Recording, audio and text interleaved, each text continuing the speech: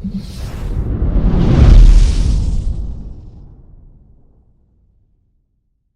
అండి, అందరూ ఎలా ఉన్నారు? బాగున్నానండి. ఇవాళ నేను మీ ముందుకి తోటకూర కందిపప్పులో వేశాను. కందిపప్పులో తోటకూర వేసి పప్పు చేస్తున్నాను.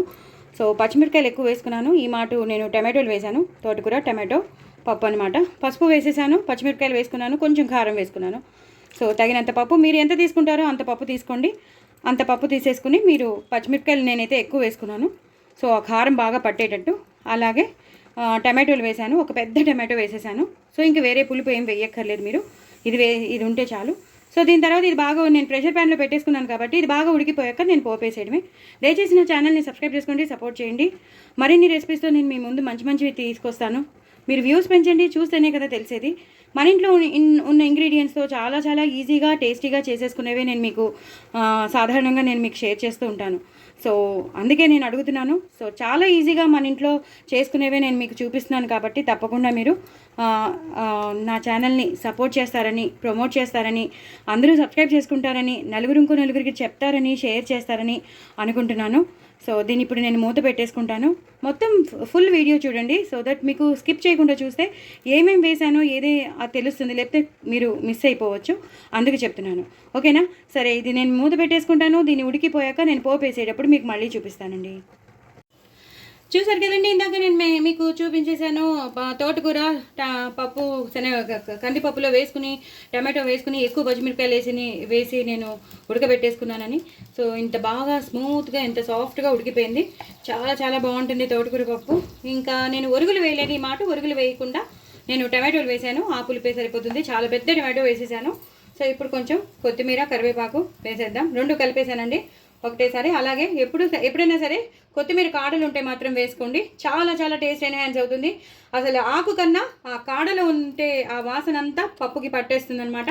సో దట్టంగా, అదే దలసరిగా కొంచెం లావుగా ఉన్న కాడలు అయితే తప్పకుండా వేసేసుకోండి. లేతగా ఉన్నా కూడా చాలా బాగుంటాయి, నో ప్రాబ్లం. సో ఇలా వేసేసుకుని బాగా ఉడకబెట్టేసుకోవాలి. బాగా మరిగిపోవాలండి. ఎంత మరిగితే అంత బాగుంటుంది. ఇప్పుడు మనం తగినంత ఉప్పు వేసేసుకుందాం. నాకు తెలుసు, రుచికి తగినంత నేను వేసేస్తున్నానండి. నాకు అంటే నా చేతికి తెలిసిపోతుంది కదా, అలాగా మీరు మీ రుచికి తగినంత వేసేసుకోండి. నేను ఇందాక ఉడకబెట్టినప్పుడే నేను కొంచెం కారం వేసేసుకున్నాను కదా, ఇంకా మళ్ళీ కారం వేయక్కర్లేదు. ఎందుకంటే నేను ఆల్రెడీ పోపులో వేస్తాను కాబట్టి. ఓకేనా అండి? సో ఇది ఒక్కసారి మరిగిపోయేటప్పుడు, పోపు వేసేటప్పుడు మీకు చూపిస్తాను. చూసారు కదండి, ఇలా బాగా బాయిల్ అయిపోవాలన్నమాట. ఏదో మరుగొచ్చేసింది కదా అని మనం పోపు వేసేసుకోకూడదు. బాగా మరిగిపోవాలి. ఎక్కువ ఇలా కలుపుతూ ఉండాలి. మీరు ఎప్పుడైనా చూసుంటారు, మనం వంటలు చేసేవాళ్ళు ఎప్పుడైనా ఇలా కలుపుతూనే ఉంటారు వాళ్ళు. సో దట్ మొత్తం అంతా ఈక్వల్గా డిస్ట్రిబ్యూట్ అవుతుంది, బాగా ఉంటుంది. మనం చేసుకునే రెసిపీ చాలా టేస్టీగా ఉంటుంది. సో అడుగంటకుండా వాళ్ళు కలుపుతూ ఉంటారనమాట. మనం కూడా ఇలా మనం శనగపప్పు అనే వస్తుంది, కందిపప్పు వేసుకున్నాం కాబట్టి అది అడుగంటకుండా ఇలా కలుపుతూ ఉండాలి. తోటకూర పప్పు మాత్రం చాలా చాలా టేస్టీగా ఉంటుందండి. పాలకూర పప్పు ఎంత టేస్టీగా ఉంటుందో తోటకూర పప్పు కూడా అంతే టేస్టీగా ఉంటుంది. చాలా చాలా బాగుంటుంది. ఆవకాయ కలుపుకుని తోటకూర పప్పు నంచుకున్నా బాగుంటుంది. అలాగే తోటకూర పప్పు కలుపుకుని ఆవకాయ నంచుకున్నా చాలా బాగుంటుంది. ఊరగాయలు నంచుకుంటే చాలా చాలా బాగుంటుంది ఇలాంటి పప్పుల్లోకి. ఇలా మరిగిపోవాలండి. ఎంత మరిగితే పప్పు అంత టేస్ట్ ఉంటుంది. మీరు ఎవరినైనా అడగండి, పప్పు ఎంత మరిగిందా అని చూస్తారు.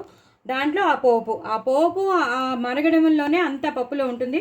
సో ఇలా బాగా మరిగిపోవాలండి. ఒక్కసారి మరిగిపోయాక నేను పోపు వేసేటప్పుడు మీకు మళ్ళీ చూపిస్తాను. సో పోపు గరిటె పెట్టేసుకున్నానండి. ఆవాలు, జీలకర్ర, ఎండుమిరపకాయలు, వెల్లుల్లిపాయలు వేసాను.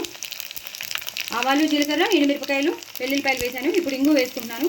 ఇంగు పోపు ఇస్ మస్ట్ అండ్ మీకు చాలాసార్లు తెలుసు. నా రెసిపీస్లో అయితే ఇంగువ చాలా రెసిపీస్లో నేను మీకు ఇలాంటి పచ్చళ్ళు కానీ, పప్పులు కానీ, సాంబార్లు కానీ, రసంలో కానీ మీకు నేను చెప్తూనే ఉంటాను. ఇది బాగా వేగిపోవాలి. వెల్లుల్లిపాయ చూసారా ఎంత బ్రౌన్ కలర్లోకి వచ్చేసిందో, అంటే బాగా వేగిపోయినట్టు. ఈ టైంలో మనం కారం వేసేసుకోవాలి. నేను ఎప్పుడు చెప్తూ ఉంటాను, సాంబార్కి కానీ ఇలా పప్పుల్లోకి కానీ ఇలా కారం వేసేసుకుంటే మంచి టేస్ట్ ఎన్హాన్స్ అయిపోతుంది. ఆ పప్పు విపరీతమైన టేస్టీగా వస్తుంది. ఒకసారి మీరు ట్రై చేస్తేనే తెలుస్తుంది. ఆ వెల్లుల్లిపాయ ఈ పోపు అద్దరిపోతుంది. ఇంకా చూడండి ఇప్పుడు వేసేస్తాను నేను. చాలా నెమ్మదిగా ట్రాన్స్ఫర్ చేసుకోండి, పొంగిపోతుంది, జాగ్రత్త. చాలా చాలా టేస్టీగా ఉంటుందండి పప్పు మాత్రం. ఏం చింతపండు వేయవలసిన అవసరమే లేదు, మనకి ఆ టమాటో సరిపోతుంది. అయిపోయిందండి. లాస్ట్లో కొంచెం మనం కొత్తిమీర కరివేపాకుతో గార్నిష్ చేసేసుకోవడమే. చాలా చాలా బాగుంటుంది. దయచేసి నా ఛానల్ని సబ్స్క్రైబ్ చేసుకోండి, సపోర్ట్ చేయండి, ఇంకో నలుగురికి షేర్ చేయండి, నా ఛానల్ని ప్రమోట్ చేయండి. కొత్త వాళ్ళు ఎవరైనా ఉంటే వాళ్ళు సబ్స్క్రైబ్ చేసుకోండి. లాంగ్ వీడియోస్ చూడండి, స్కిప్ చేయకుండా చూడండి, ఫుల్ వీడియో చూడండి. సో దట్ నేను ఏం వేసానో తెలుస్తుంది, లేకపోతే మీరు అన్నీ మిస్ అయిపోతారు.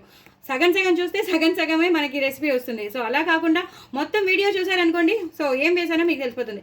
సో నా ఛానల్ని మాత్రం సబ్స్క్రైబ్ చేసుకోవడం అసలు మర్చిపోతూ. నేను ఇన్స్టాగ్రామ్లో పాటలు పాడుతున్నాను, తప్పకుండా వినండి, ఫాలో అవ్వండి. ఈ పప్పు మాత్రం అదిరిపోతుంది. వేడి అన్నంలో ఎక్కువ నెయ్యి వేసుకుని చల్లమిరపకాయలు కానీ లేదా అప్పడాలు కానీ వడియాలు కానీ ఏమైనా ఉంటే అవి నంచుకుని తినేసేయండి. చాలా చాలా బాగుంటుంది.